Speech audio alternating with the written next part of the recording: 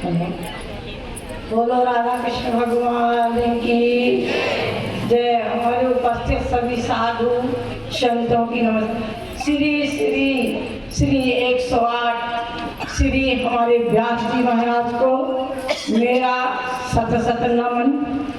मेरे गंधर्व लोगों को, संगीतकारों को मेरा सत सत नमन।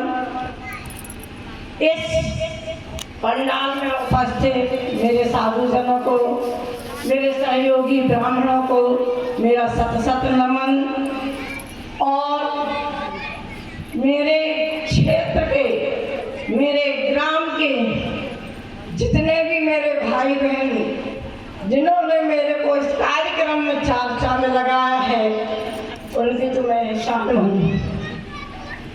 मेरी अकेली इतनी बड़ी कथा में ऐसा सहयोग करना, ऐसी कथा रोचक करने का मेरे में साहस नहीं।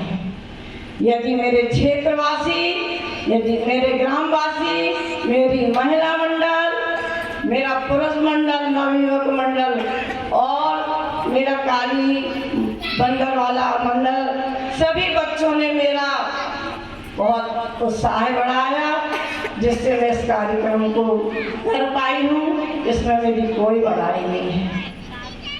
आगे जो मेरे व्यास जी ने यहाँ पर 7 दिन जो ज्ञान रूपी मोती बिखराए हैं, उनका क्या कहना। अब उस ज्ञान रूपी मोती जो 7 दिन में उनने बिखराए हैं, बस उन मोतियों को हमको बटोरना है। उन मोतियों को हमें बटोर कर प्रेम रूपी धागे में गुथना है। उन प्रेम रूपी धागों में गुथकर हमको माला बनानी है। उस माला को हम अपने हृदय में, अपने गले में धारण करना है। अब जितना जिसने पाया वो पाया। एक है कि इस ज्ञान रूपी गंगा में कई लोगों ने तो ऐसा गोता लगाया है कि जिनको किनारा नजर नहीं आया, और उसमें एक मैं भी हूँ, जो कि मेरे व्यास जी ने अपनी मीठी वाणी से, अपने प्रेम की वाणी से इस यज्ञ में जो भागवत रूपी एक एक शब्द जो चुन के हम लोगों को दिए हैं, उसकी तारीफ करने के लिए मेरे पास कोई शब्द नहीं है।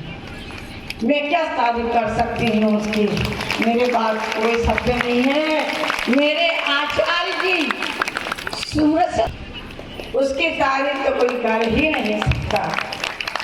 उनके मोती जैसे शब्द गिने चुने कम शब्दों में इतना कुछ कह देना, सागर गागर में सागर के बराबर है।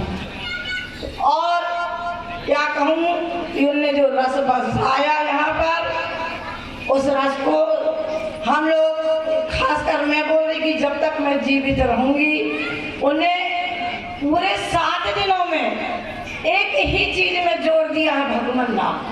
भगवान नाम, भगवान नाम पे दिया है। चाहे आप जैसे लो, सोते लो, जागते लो, पर भगवान नाम पर जोड़ दिया है। इसलिए हम अपने भगवान नाम की मर्यादा को बनाए रखें। उनके शब्दों का उनकी शब्दों की मर्यादा बनाते हुए अपन उनका गुणगान भगवान का गाते रहें। और आगे मैं एक बात और बोलना चाहती हूँ कि मैं आचार्य से ये कहना चाहती हूँ कि मेरे द्वारा, मेरे परिवार के द्वारा, मेरे बच्चों के द्वारा जो भी त्रुटियाँ हुई हो, मेरे गंधर्व भाइयों से भी मैं कहना चाहूँगी, मेरे पंडित जी से भी कहना चाहूँगी, और मेरे गुरु जी से भी मैं कहना चाहूँगी कि उसके लिए मैं क्षमा प्रार्थी हूँ। क्षमा प्रार्थी हूँ क्योंकि बच्चों का तो स्वभाव ही होता है गलती करना, और क्षमा करना गुरु का, परम पिता परमेश्वर का। मेरे लिए तो जब वो व्यास गद्दी में बैठे हैं तो परमेश्वर की ही बराबर हैं।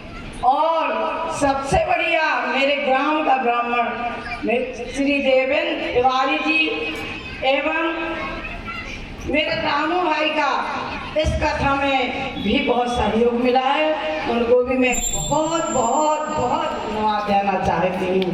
और आचार्य जी से अंतिम शब्द बोलना चाहती हूँ कि मेरे ग्राम में, मेरे परिवार में, मेरे बच्चों में इसी तरह का स्नेह बनाए रखें और जब भी हमको उनके मार्गदर्शन की जरूरत पड़े तो जरूर हमको मार्गदर्शन कराएं और इसी तरह प्रेम बनाते हुए हमारे क्षेत्र में उनका आगमन होता रहे, वो हमसे स्नेह जुड़े रहें, हम उनसे जुड़े रहें बस। श्री शर्मा जी